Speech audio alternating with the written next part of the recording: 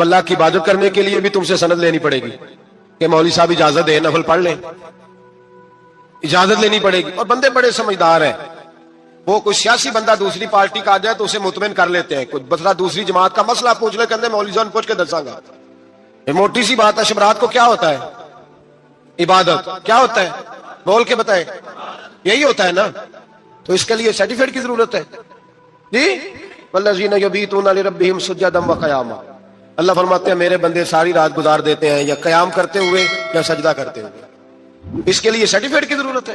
بڑی جلدی مسئلہ پوچھنے آ جاتے ہیں لوگ۔ ہاں، ایک وہ ہے جو مانتے ہی نہیں سرے سے، ایک وہ ہے جو بڑا عجیب مانتے ہیں، وہ کہتے ہیں شب رات ہے، چھوٹا گوشت ہی نہیں مل رہا دکان سے۔ بھئی شب رات گوشت کھانے کا دن ہے، حلوہ کھانے کا دن ہے، شب برات موج کرنے کا دیہڑا آ گیا شب برات۔ شب رات آئی، اب پہلے کلو گوشت آتا تھا، اب 2 کلو لے لو۔ یہ کون سا طریقہ ہے شب برات منانے کا؟ اور پھر شب برات منائی جائے گی، معراج شریف سے پٹاخے چل رہے ہیں روز شام کو، چلتے ہیں نا؟ نہیں، میں کہ مینوں غلطی لگتی، تسی بولے نہیں نا، چلتے ہیں پٹاخے۔ کون بیچتا ہے پٹاخے؟ ہندو، سکھ، یہودی؟ چلاتا کون ہے؟ کس نے کہا چلانے کا؟ اس میں کوئی کسی فرقے کا بھی اختلاف نہیں ہوتا۔ ڈرنا چاہیے اللہ پاک سے۔ اللہ جہنم کی آگ ٹھنڈی کرتا ہے، ہم جلاتے ہیں شب رات کو۔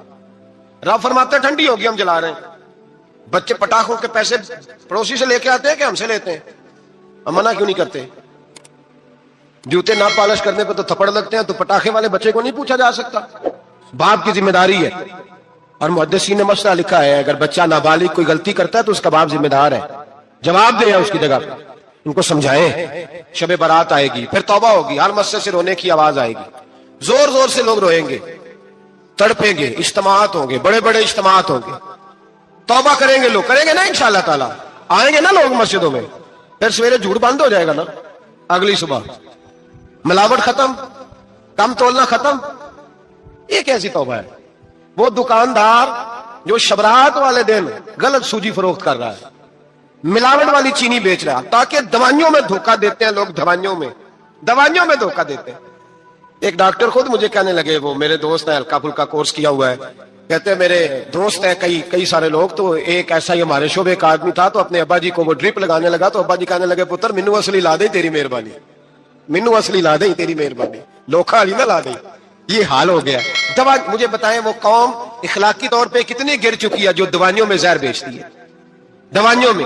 اور میں انشاءاللہ کسی موقع پر تفصیل سے اس پر گفتگو کروں گا، بڑی تفصیل سے۔ میں نے بہت سی معلومات اکٹھی کی ہیں کہ کتنا ظلم کرتے ہیں یہ لوگ، لکھنے والے بھی، لانے والے بھی، بیچنے والے بھی، کتنے بڑے مجرم ہیں، صحت کے ساتھ کھیلتے ہیں، صحت